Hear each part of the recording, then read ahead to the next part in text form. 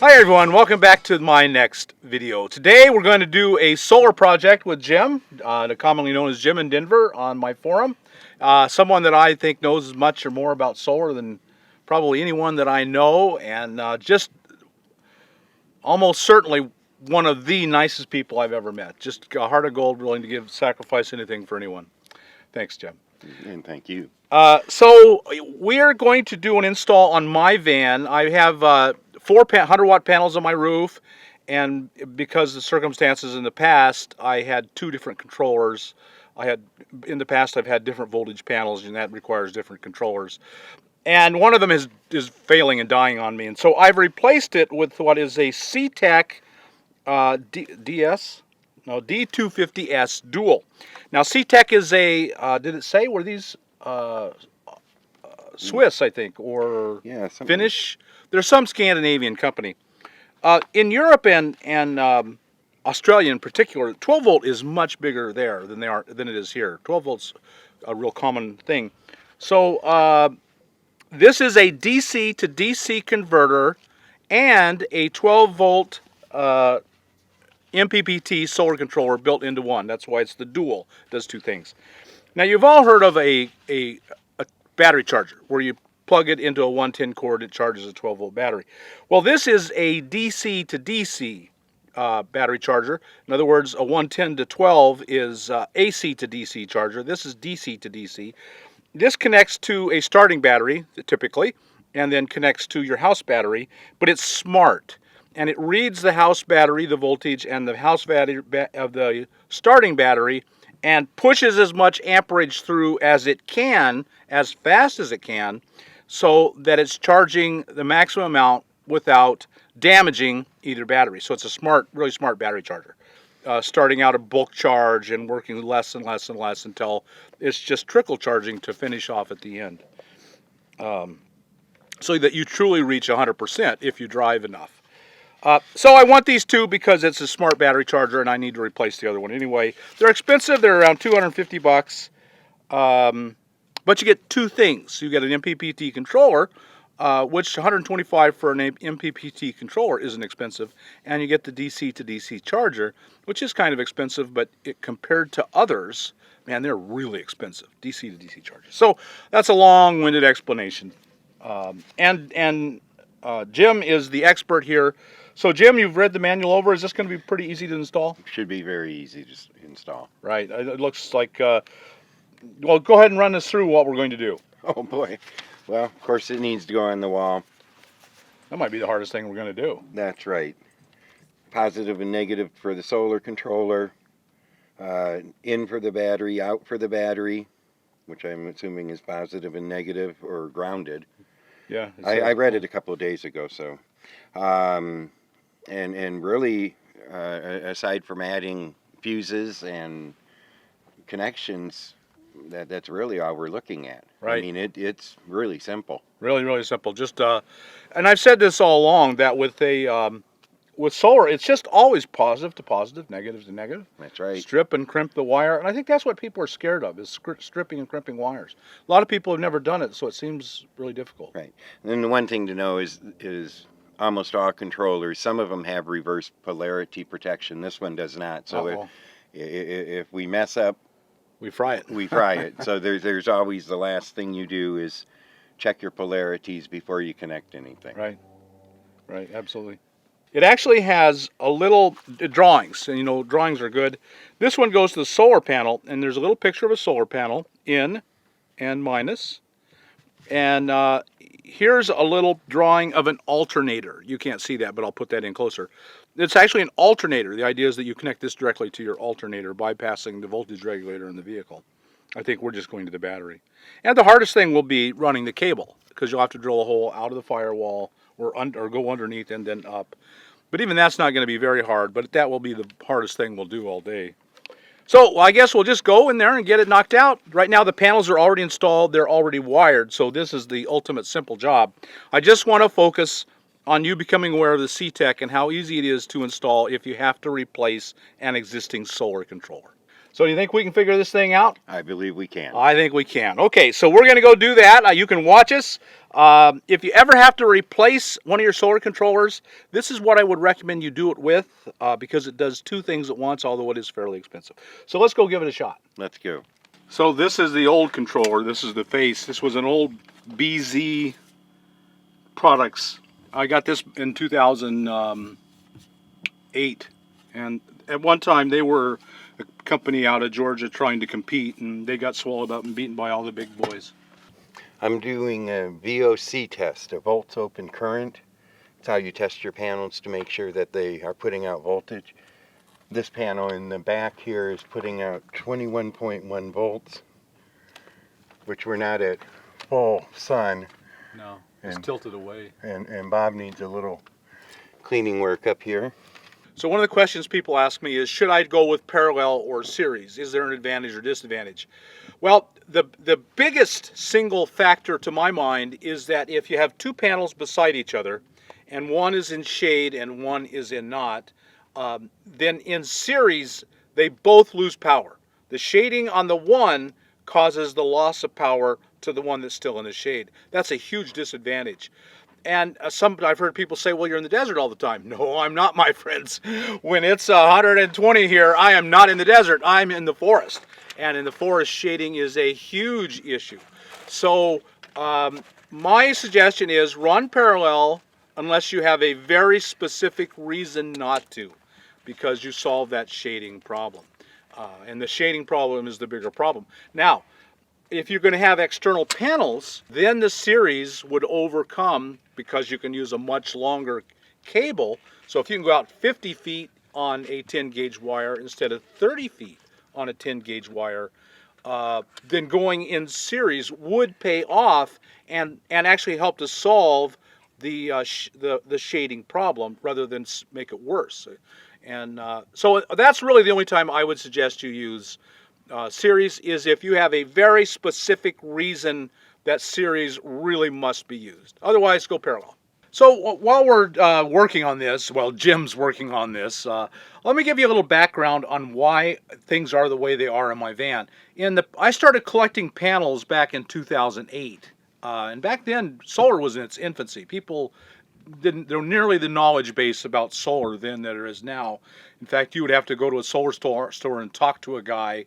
There were a few well-known websites, but it was really much harder to learn about solar back in 2008 than it is now, 10 years ago. And boy, things were expensive. My first panel was a 55-watt Kyocera, and I'm sure it was $500. I mean, it was outrageous how much things cost. And so I slowly accumulated things and added them together. So I started with 55-watt Kyocera. I added a 135-watt Kyocera. And my third panel, at that time, the craze in putting solar panels on roofs had started, and I found a outfit that installed rooftop systems on houses, and he would sell individual panels really cheap. But now those are all nearly really high voltage. Solar panels are usually 12 volt, so both my Kyoceras were 12 volt. But this really cheap, it was 140 watt, and I believe I paid $140 for it, which at the time, $1 a watt was phenomenal, unheard of. But I had to buy it because it was so cheap and I needed more power. So I bought it, but it was a 36 volt panel. And literally, the VOC on the tag said 36 volts. Well, I couldn't combine them. So that meant I had to have two different controllers. A controller for the low voltage panels and a controller for the high voltage panel. So from then on, I've always had two controllers, and I still do today just because I've already owned the controllers. So I bought, and originally I bought a BZ products. That was in 2008. They were the loss leader. They were out of Georgia, I believe. I don't even know if they're still in business. I doubt it. That was over 5 years ago, so it's well out of warranty. It's 10 years old. It's lasted me 10 years, and it's died, and so I need to replace it. That's what we're doing. We're replacing a 10-year-old solar controller that died on me. That was a really good deal. Back then it was $250, which was, even today, is a good deal, MPPT. So that's why I have two controllers, and one has failed. It's 10 years old. It's reasonable, and I'm replacing it. That's what we're doing here today. And so I would like to say I'm a fan of having two controllers. One fails, I'm still in business. you have everything running into one controller, that controller fails, and controllers fail. I mean, they just do. Even good top quality controllers can and do fail. You're out of business. But I've got a controller that failed, and I still have 200 watts charging in the other controller, and that's been all I needed. My 200 watts has been keeping me going just fine. The 400 is just so I have extra during bad weather. So you design your system for the worst conditions, and the worst conditions is like a week or two of rain. You get no power, and then you need every little bit you can get. So the 400 watts that I have is for that and for the microwave. So I'm a fan of redundancy. Even if you buy relatively inexpensive controllers, at 2 of them rather than one really expensive controller, I think that's good. Although I always recommend you buy MPPT. Right now I'm using a 16-ton hydraulic crimper to put on the ring terminal ends onto the solar lines, and then I'll put on the battery terminal ends to hook into the controller. And I use this instead of a hammer crimper because it does a much nicer job, and you don't have the possibility of breaking the line when you hammer it. Are those expensive, Jim? No. This one actually was $28 on eBay. That's cheap. That is very cheap, and it does a great job. They sent me actually I had ordered the 12-ton, and they sent me the 16-ton by accident.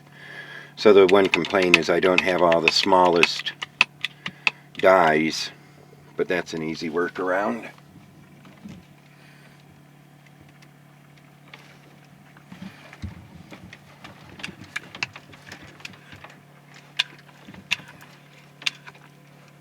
So like a hydraulic jack, you just pump it, and it builds pressure in the hydraulic and compresses the jaws, forming a super connection. You could put a swing on this and not be able to pull those out. So by far, this is the hardest thing I'm going to do, is trying to figure out how to run the wire from the battery down to the frame, secure it so it can't flop around, go back and then up. And there's, every rig is different, and every model year is different, and you can't really give much advice. Just make sure it's safe, it can't move around, it stays away from heat as much as possible, from rock damage. Just, mostly it's just common sense. Can this wire be damaged? And if it can be, look for a safer way. And then it's just climbing under here and poking around and getting yourself good and dirty. So the single greatest problem with most people's systems is the wire is cut and exposed by vibration of the rig. And so it's all important to protect the wire and fuse it so that if it does, if this was rubbed against the metal continuously for the next 20 years, eventually it will rub a hole, even if you've taken good care, and it'll rub a hole through the insulation, and it will ground. The power won't go to the item, it will go into the frame. And then the wire can get hot and cause things around it to catch fire. That's how you can have electrical fires. That's how you have shorts and mysterious loss of power. That's how you fry charge controllers. Yes, and you could take your charge controller and your battery and your panels with it. So the best case is bad. Worst case is death. You want to protect your wire. Fuses exist to protect the wire. More than they exist for any other reason is because the wire can be damaged because it's exposed. It's not an issue in a house. It's hidden behind, it's done by a pro. It's inspected. It's not vibrating at 100 miles an hour down the road.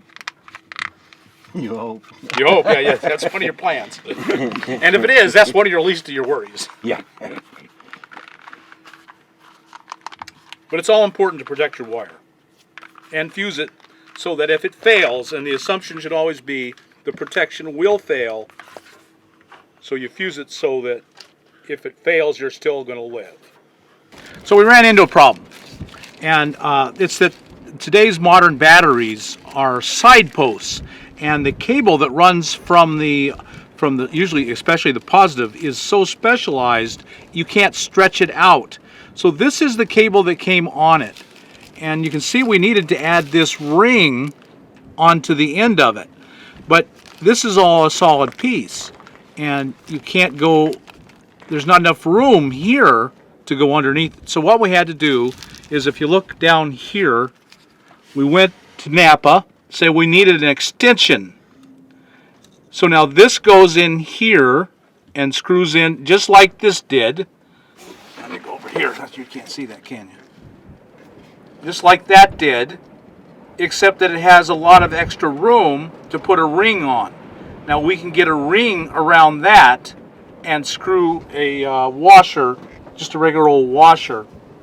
Let me show you that. So here, just a regular nut. Nut goes over the top, leaving plenty of room for a ring. So now you can add accessories, tighten it down, and you're good to go.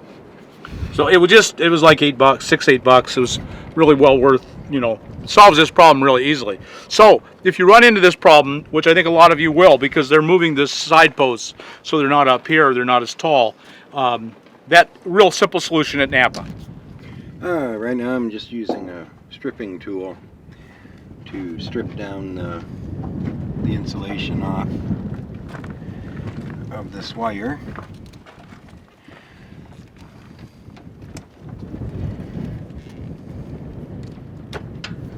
So that I have a nice clean cut to put inside the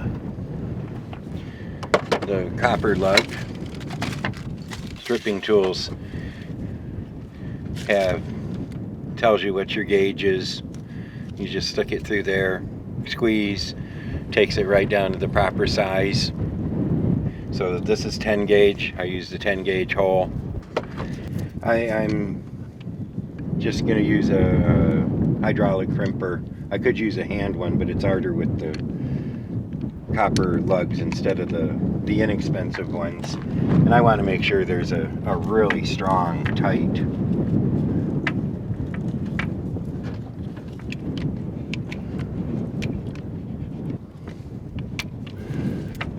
and believe me, you can pull on this all you want. It's not going to come off.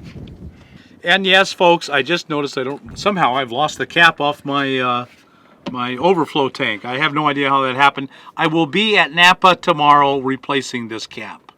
I promise. Okay, so we finally got it going. We ran into a problem in that we got it all hooked up and nothing happened. And finally it dawned on us that if we put a draw on it, it would wake it up. And so I have a microwave here. So we turned on the microwave and that put a draw on it, and so it started charging it. In other words, the battery was full. It wasn't going to do anything to a full battery. When we turned the microwave on, it was far from full and it started charging. So now it's working fine. All three negatives go onto the one post. The negative from the battery, the negative to the house battery, the negative from the starting battery, all go on this one post. Made it kind of hard to hook it up, but you work it out. So this is from the starting battery, so it's charging off that when the engine's running. This is from the solar panel. No, this is from the solar panel. This is from the to charge the house battery, and all three grounds go on this one. It's kind of weird. And this is the positive from the solar panels. Everything's working. Is the bottom line. No metering. I don't like that at all. But I do have my solar boost right here because I have two controllers, and it tells me that the battery is at 14.2. So that's good. And we can always put the voltmeter on here and tell what's coming in from both the house battery, what's coming in from the starting battery, and from the solar panels. So it's all good. It's a cluster of solar wires. I'll have to get those all squared away, but it's okay. I can deal with that. So there you have it. Now I should be charging really, really well while I'm driving. It's the other solar panel, and it's all going through this one unit. I like that. Okay, Thanks much. I hope you got something out of this video. If you did, like us on YouTube, subscribe to the channel, and we'll talk to you later.